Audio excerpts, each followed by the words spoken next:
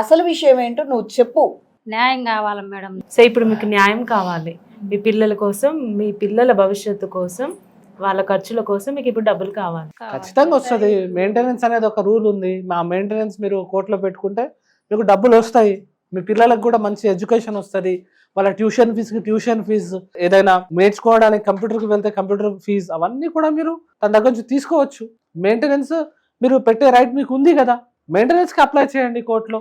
ఇవన్నీ తెలియకనే సార్ మీ దగ్గరకు వచ్చింది, న్యాయం జరుగుద్దని. కానీ ఇక్కడ ఉన్నదాల్లో ఒక డౌట్ ఏంటి అంటే, ఇప్పటి వరకు మీ భర్త కూడా మిమ్మల్ని కలవడానికి ప్రయత్నించాల, పిల్లల్ని కూడా కలవలేదు, మీతో మాట్లాడలేదు. అంత గట్టిగా తను అలా కూర్చోడానికి కూడా రీజన్ ఉండాలి.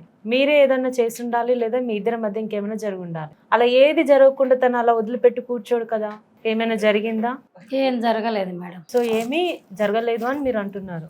మరి ఇప్పుడు మీ పిల్లల కోసం మీరు ఇంత ఆలోచిస్తున్నారు, భవిష్యత్తు కోసం ఖర్చులు కావాలి అంటున్నారు. మరి మీ భర్తని పిలిపించి ఇక్కడ మాట్లాడితే ఏమన్నా బయటకు వస్తే అప్పుడు మీరు చెప్తారా?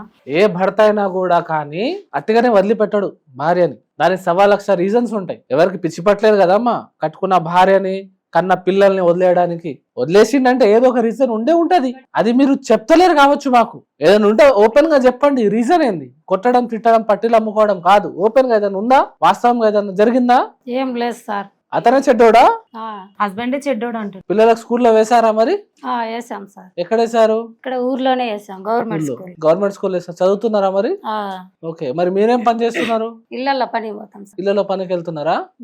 మరి ఇప్పటి వరకు బాగానే ఉంది కదా, మరి ఇప్పుడు ఎందుకు ఖర్చులు పెరిగాయి అని అనుకుంటున్నారు? ఆల్రెడీ గవర్నమెంట్ స్కూల్స్ ఉన్నాయి, కాలేజెస్ ఉన్నాయి, ఆల్రెడీ స్కూల్లో వేశారు, కంటిన్యూగా చదువుకుంటారు.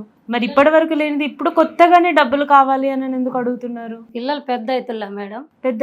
పెద్దగా అయితే ఖర్చులు ఉంటున్నాయి కదా వాళ్ళకు కూడా. ఒకదాన్ని చేసి సరిపోవట్లేదు కదా మేడం.